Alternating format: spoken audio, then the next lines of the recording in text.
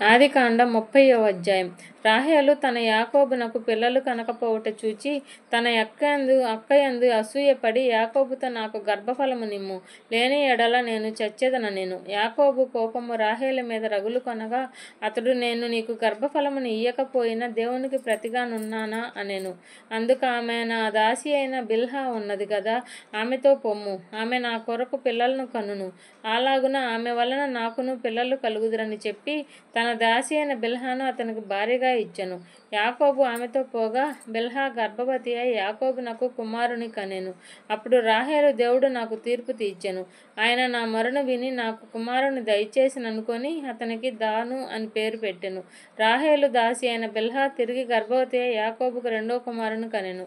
అప్పుడు రాహేలు దేవుని కృప విషయమే నా అక్కతో పోరాడి గెలిచితిననుకొని అతనికి నఫ్తాలి అని పేరు పెట్టెను. లేయా తనకు కానుపు ఉడుగుట చూచి తన దాసి అయిన జిల్పాను తీసుకొని యాకోబునకు ఆమెను భార్యగా ఇచ్చెను. లేయా దాసి అయిన జిల్పా యాకోబునకు కుమారుని కనగా లేయా, ఇది అదృష్టమే గదా అనుకొని అతనికి గాదు అని పేరు పెట్టెను. లేయా దాసి అయిన జిల్పా యాకోబునకు రెండో కుమారుని కనగా లేయా, నేను భాగ్యవంతురాలను, స్త్రీలు నన్ను భాగ్యవతి అందురు గదా అని అతనికి అషేరు అని పేరు పెట్టెను.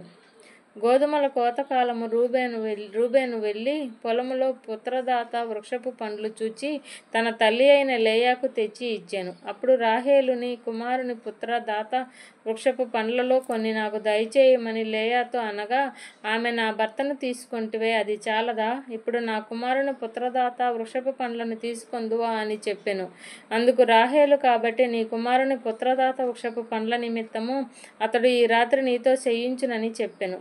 సాయంకాలమందు యాకోబు పొలం నుండి వచ్చినప్పుడు లేయా అతనిని ఎదుర్కొనబోయి, నీవు నా ఎద్దుకు రావలెను, నా కుమారుని పుత్రదాత వృక్షపు పండ్లతో నిన్ను కొంటినని చెప్పెను.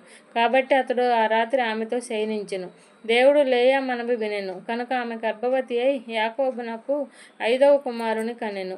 లేయా, నేను నా పెనిమిటికి దాసిని ఇచ్చినందున దేవుడు నాకు ప్రతిఫలము దయచేసిననుకొని అతనికి ఇస్సాకారు అని పేరు పెట్టెను. లేయా మరలా గర్భవతి అయి యాకోబునకు 6వ కుమారుని కనెను. అప్పుడు లేయా, దేవుడు మంచి బహుమతి నాకు దయచేసెను, నా పెనిమిటికి 6 కుమారులను కనియున్నాను కనుక అతడికను నాతో కాపురము చేయుననుకొని అతనికి జెబూలూలు అని పేరు పెట్టెను. ఆ తరువాత ఆమె కుమార్తెను కని ఆమెకు దీనా అని పేరు పెట్టెను. దేవుడు రాహేలును జ్ఞాపకము చేసుకొని ఆమె మనవి విని ఆమెకు గర్భము తెరిచెను. అప్పుడు ఆమె గర్భవతి అయి కుమారుని కని దేవుడు నా నింద తొలగించెను అనుకొనెను. మరియు ఆమె, యెహోవా మరి ఒక కుమారుని నాకు దయచేయము అని చేయునుగాక అనుకొని అతనికి యోసేపు అని పేరు పెట్టెను. రాహేలు యోసేపును కనిన తర్వాత యాకోబు లాబాతో, నన్ను పంపివేయుము, నా చోటికిని నా దేశమునకు వెళ్ళెదను, నా భార్యను నా పిల్లలను నాకు అప్పగించుము, అప్పుడు నేను వెళ్ళెదను, వారి కోసము నీకు కొలువు చేసితిని, నేను నీకు కొలువు చేసిన విధమున నీవెరుగుదువు కదా అని చెప్పెను. అందుకు లాబాను అతనితో, నీ కటాక్షము నా మీదనున్న ఎడల నా మాట వినుము, నిన్ను బట్టి యెహోవా నన్ను ఆశీర్వదించెనని శకునము చూచి తెలుసుకొంటినని చెప్పెను. మరియు అతడు, నీ జీతం ఇంతయని నాతో స్పష్టముగా చెప్పుము, అది ఇచ్చెదనెను. అందుకు యాకోబు అతన్ని చూచి, నేను నీకెట్లు కొలువు చేసితినో నీ మందలు నా యొద్ద ఎట్లుండెనో అది నీకు తెలియను.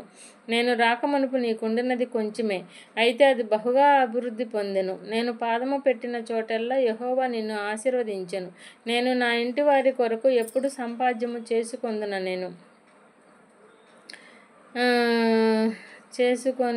అనెను. అప్పుడు అతడు, నేను నీకేమి ఇయ్యవలెనని అడిగినందుకు యాకోబు, నీవు నాకేమియూ ఇయ్యవద్దు, నీవు నా కొరకు ఈ విధముగా చేసిన ఎడల నేను తిరిగి నీ మందను మేపి కాచెదను.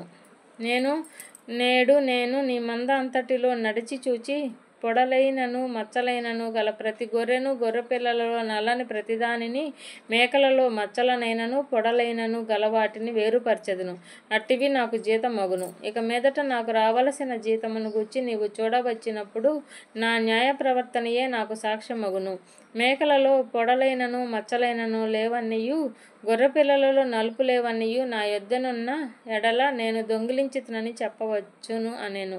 అందుకు లాబాను, మంచిది, నీ మాట చొప్పుననే కానిమ్మనెను. ఆ దినమున లాబాను చారయైనను మచ్చయైనను గల మేకపోతులను, పొడలైనను మచ్చలైనను గల పెంటి మేకలన్నిటినీ, కొంచెము తెలుపు గల ప్రతిదానిని, గొర్రెపిల్లలలో నల్లవాటినన్నిటిని వేరుచేసి తన కుమారుల చేతికి అప్పగించి తనకును యాకోబునకును మధ్య 3 దినముల ప్రయాణమంత దూరము పెట్టెను. లాబాను యొక్క మిగిలిన మందను యాకోబు మేపుచుండెను. యాకోబు చినారు, చింగి, సాలు అను చెట్ల చువ్వలను తీసుకొని ఆ చువ్వలలో తెల్లని చారలు కనబడినట్లు అక్కడికక్కడ వాటి తొక్కలు ఒలిచి, మందలు నీళ్లు తాగ వచ్చినప్పుడు అవి చూలు కట్టుటకు అతడు తాను ఒలిచిన చువ్వలను మందలు తాగుటకు వచ్చు కాలువలోను నీళ్ల గాళ్లలోను వాటి ఎదుట పెట్టగా, మందలు ఆ చువ్వల ఎదుట చూలు కట్టి చారలైనను పొడచారలైనను మచ్చలైనను గల పిల్లలను ఈనెను. యాకోబు ఆ గొర్రె పిల్లలను వేరు చేసి చారలు గల వాటి తట్టును, లాబాను మందలలో నల్లటి వాటి తట్టును మందల ముఖములు తిప్పి తన మందలను లాబాను మందలతో నుంచక వాటిని వేరుగా ఉంచెను. మందలలో బలమైనవి చూలు కట్టినప్పుడెల్లా అవి ఆ చువ్వల ఎదుటకు చూలు కట్టునట్లు యాకోబు మంద కన్నుల ఎదుట కాలువలలో ఆ చువ్వలు పెట్టెను. మంద బలహీనమైనప్పుడు పెట్టలేదు. అవి బలహీనమైనవి లాబాకును, బలమైనవి యాకోబునకును వచ్చెను. ఆ ప్రకారము ఆ మనుషుడు అత్యధికముగా అభివృద్ధి పొంది విస్తారమైన మందలు, దాసీలు, దాసులు, ఒంటెలు, గాడిదలు గలవాడాయెను.